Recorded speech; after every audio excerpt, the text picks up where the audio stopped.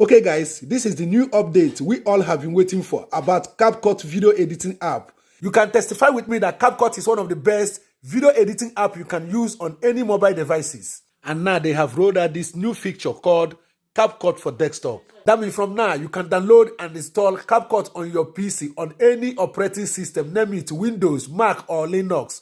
So let's go, let me show you how to download and install it to your computer, okay? Now go to any browser of your choice and type in CapCut.com. As it opens, you will see here, download for Windows or download for any operating system you are using. Tap to download it.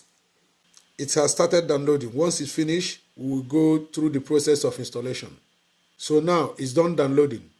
Let's open it and go through the process of installing it, okay? So now this is it. You just have to agree to their privacy policy by checking this box. Then click on install. So once it finished installing, you can click on start now.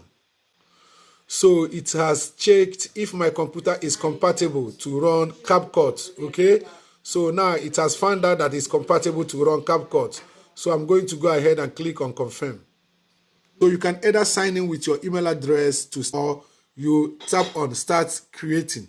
So now this is the new CapCut for desktop interface, as you can see.